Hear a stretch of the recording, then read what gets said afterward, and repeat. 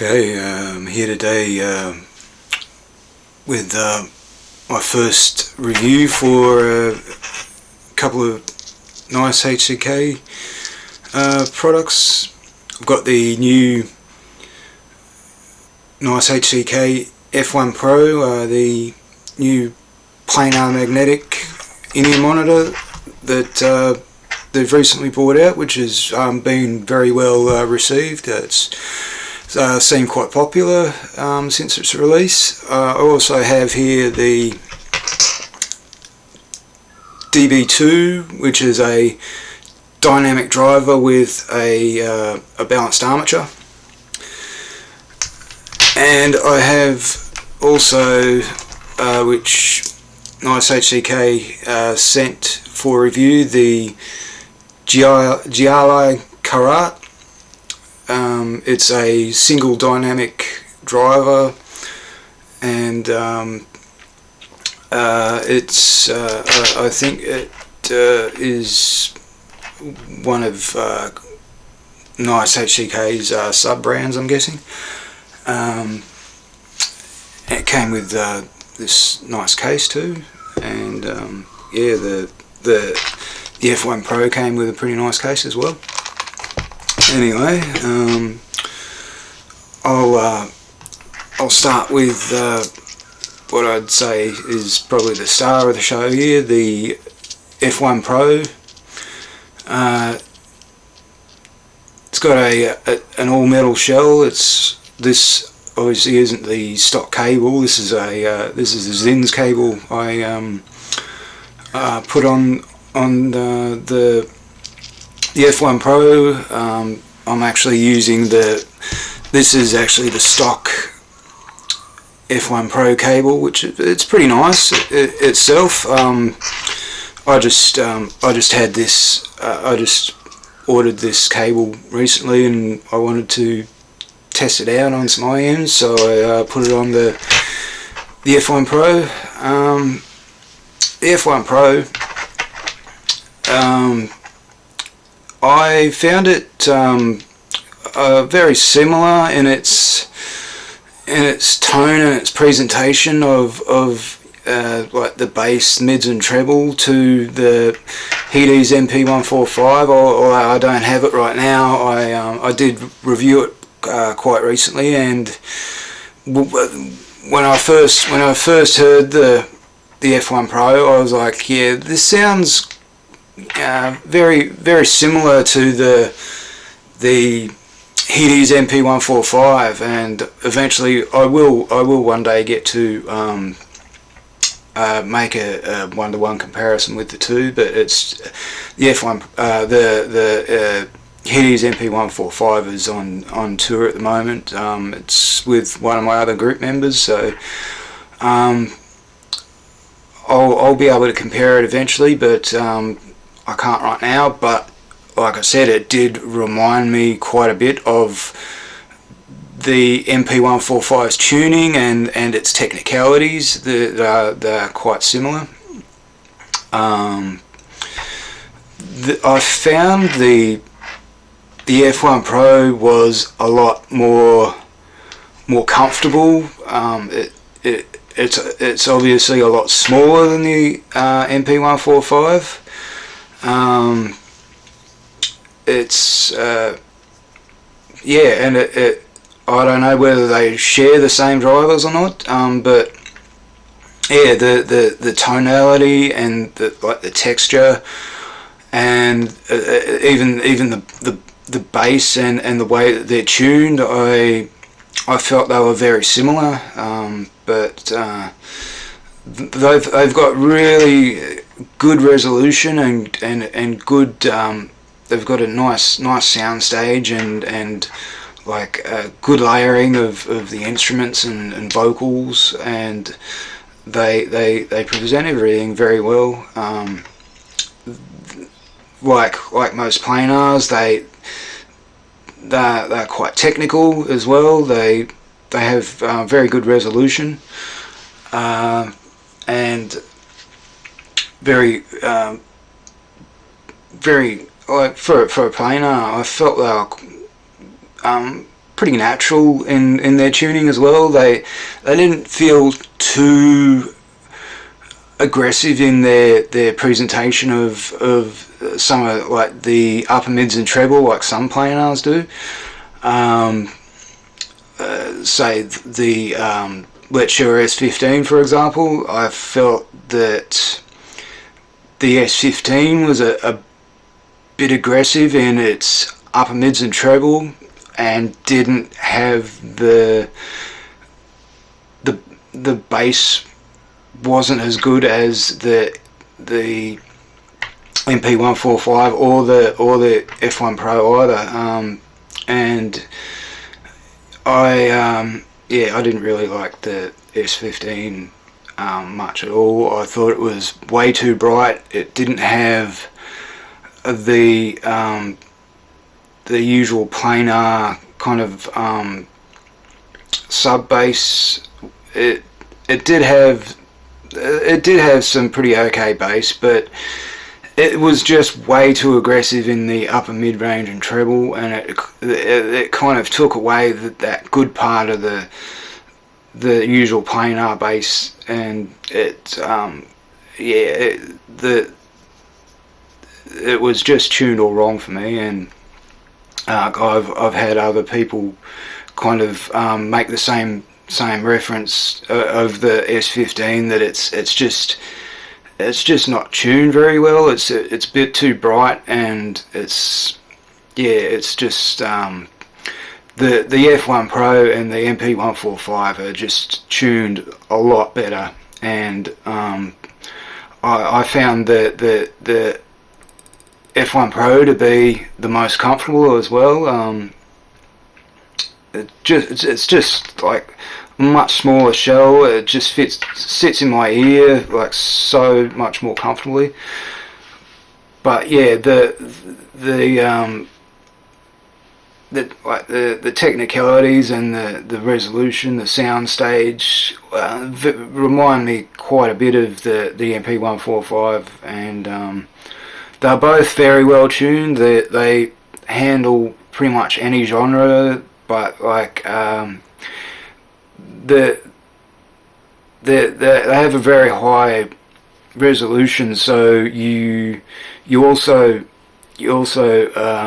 with tracks that aren't recorded very well, you notice that as well with the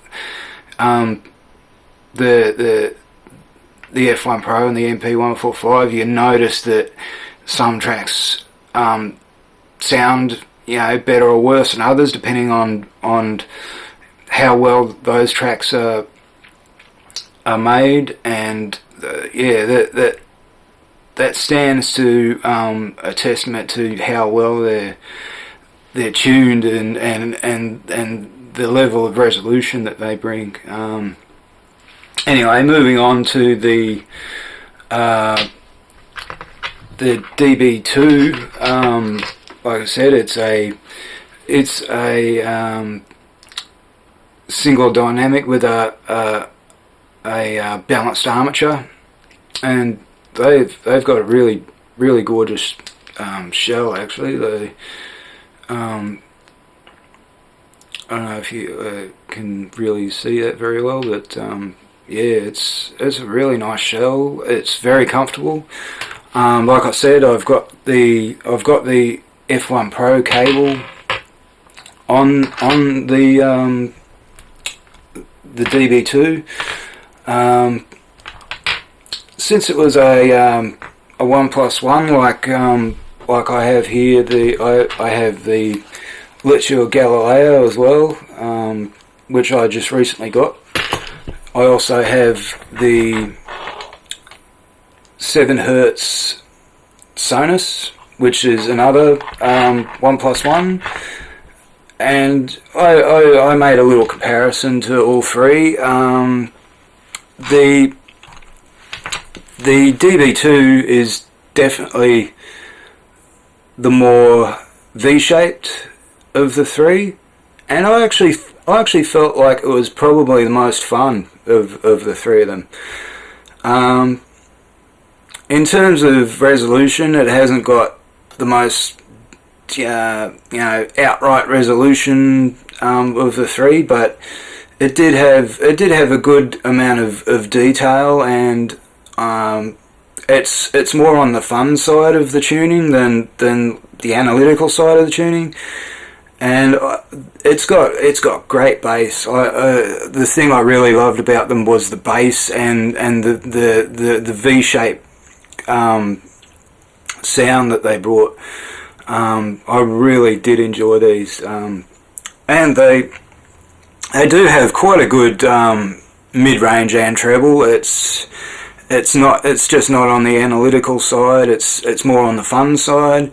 They're a really great in-ear monitor for things like your EDM,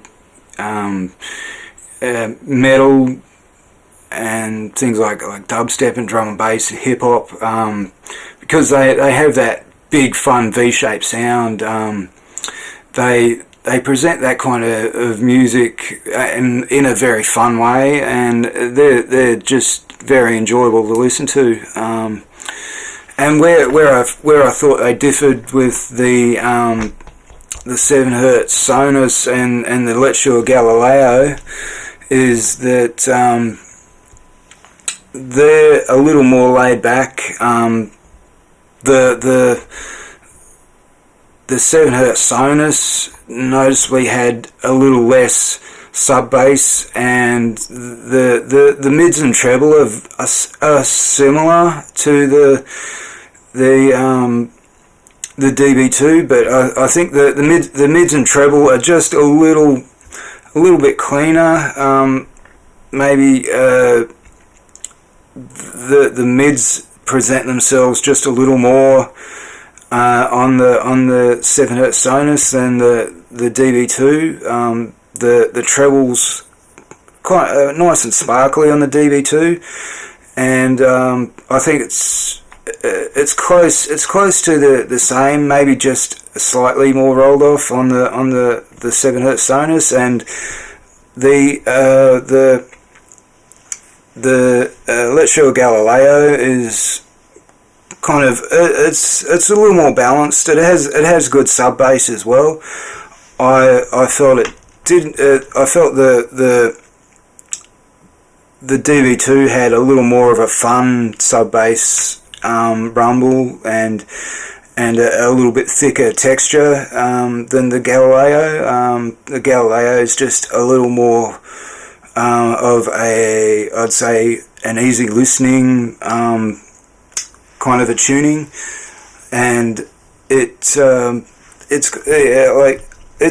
a great soundstage as well. I think it's got maybe just slightly better soundstage than the DB2, and maybe even just slightly better than the 7Hz Sonus. Just more in the width than anything really. I thought the stage depth was probably better on the DB2 with its extra sub bass impact. It presents a really good depth in the sub bass, and a good depth in the sound stage as well, which just adds to that kind of fun factor while you're listening to it as well. And it's like I said, it's quite good with all types of genres. Maybe not your classical or jazz that are, you probably want a little more of an analytical, detailed in-ear monitor, which probably is more of your 7Hz Sonus. They're quite good with things like jazz and vocals, that sort of thing. The DB2 had nice vocals as well, but it's kind of still more on the fun side of things, which I really enjoyed.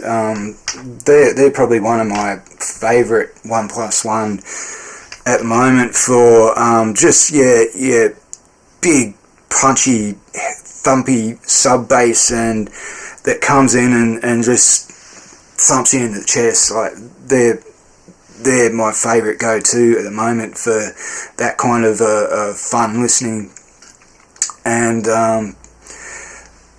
lastly, I'll move on to the JIALAI Carat, which are pretty new. I haven't really seen too many reviews or too much talk on these. What I'll say about these are they're quite bright. They don't really have any sub bass or very little mid bass to these. The tuning to me wasn't particularly good. It really focused too much on the upper mids and treble, and you really didn't get any of the sub bass that you kind of want to give a bit of depth to the sound stage. Although I will say that I can tell that these do have a good driver, because when I EQ'd them a bit, they sounded so much better. I added maybe 2 to 3 dB in the bass when I EQ'd these, and they sounded a whole lot better. It's just that they are tuned in a way that there's literally no sub bass and very, very little mid bass as well. There's a little bit of mid bass, but it's just overridden by the upper mids and treble, which are very aggressive and just like if you want an IM with just a ton of upper mids and treble, this is what you'd be going for. But the detail resolution itself is pretty good. I can tell that the driver is actually quite capable. I believe it was a 10mm driver, and yeah, I think the tuning is just a little off. It didn't really suit any of my genres. It may suit some genres that are more that you really only need that upper mids and treble, maybe possibly classical or jazz, but I think that the upper mids and treble are still just a little too aggressive. You really, even with jazz and classical, you still need a bit more bass in the lower regions for cellos and your double bass and some of your wind instruments that hit the lower octave as well. You're going to be, no matter what you're listening to, you're going to be missing out on some of those lower registers with the JIALAI Carat. The build quality itself is very nice. Like it's got an absolutely gorgeous shell, and it's all metal. It's got a nice brass nozzle, and the cable itself isn't too bad. It's a little bit tangly. It's not the best cable, but it's a usable cable. It's just the fact that there's really no depth in the bass, and there's very little mid bass to counteract all that upper mids and treble aggressiveness that they have. I think that they could do with a retune, and they would significantly improve, because like when I did EQ them and added more bass, they sounded significantly better and a lot more balanced. It's just, the way that they're tuned right now is, for me, they're not going to be listenable for me in the genres that I listen to, and I listen to a wide variety of genres, like from, you know, I don't just listen to jazz or I don't just listen to metal or dubstep or hip hop. I do listen to a bit of jazz. I do listen to a bit of vocal music, like Aurora. I listen to a bit of London Grammar. I listen to, you know, some Adam Ben Ezra, which has stand-up double bass, and just the way these are tuned, even with vocals, the vocals are very thin, because there's no warmth to the vocals. They're just a very thin and very dry sound. Yeah, but like if you're willing to EQ them a little bit, or maybe you know, if you're a DIYer and you don't mind taking the shells apart to retune them with a bit of foam or something, they might be worth retuning, because they do have a good driver that I can tell there is good resolution in those upper registers, that it is giving you the detail. It is giving a good clean upper mids and treble, but it is just too aggressive, and it doesn't have near enough bass to make it listenable for me. I mean, there might be some people out there that like a little more of an analytical, drier signature, that don't mind that they don't really have much bass at all. That, you know, if you listen to jazz and classical, and you might somehow enjoy the way these are tuned. Just myself, I like a more well-rounded sound. Even with good resolution, I still think you need a little bit more bass and a little bit more warmth. But yeah, like I said, I can tell that they do have a very good driver in them. It's just they aren't tuned to my preference of how I think they could sound, and how I think they would sound more natural if they had a bit more warmth to them. And maybe I'd say go back, retune these, add a little bit more warmth into the lower registers in the 50 to 100 hertz region, maybe up to 200 hertz ish. Like, kind of just bring that kind of warmth up in the lower mids a bit, and they'll be a lot more natural sounding. Anyway, yeah, that's kind of all I've got to say on all these for now.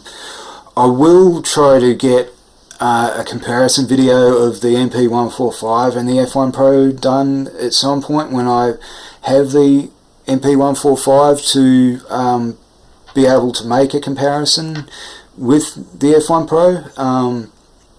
But yeah, like I said, they did sound very similar, like from what I could remember of how the Mp145 was tuned. It did remind me quite a bit of the Mp145, and yeah, I will try to get a comparison done with those two as soon as I can. And yeah, like I said, the DB2, if you're looking for a really fun V-shaped IM, they are so fun. Like, I really loved the bass on those. Like, it really slams, and it's got good texture, and the treble has got a nice bit of sparkle to it as well. So you know, with your genres like EDM, dubstep, and even K-pop has quite a bit of that kind of a fun sound signature to it too. I think like they'd be ideal for K-pop as well. Anyway, I will leave it at that, and thanks for watching, guys. I'll be back with some reviews very soon, and I've got a Hi-Fiman headphone amp on the way, so yeah, that'll be my first headphone amp review pretty soon. What else have we got coming? There's another new AM from Tangzhou on its way. The Juan Neuve, which is another 1+1 two dynamic driver, dual dynamic driver IM, which is really pretty. But yeah, I'll be back with those very soon. Just waiting on those to arrive at the moment. So yeah, I'll be back with those reviews pretty soon, hopefully. Anyway, thanks for watching, guys, and enjoy your week. And yeah, I'll catch you guys later. Have a good one.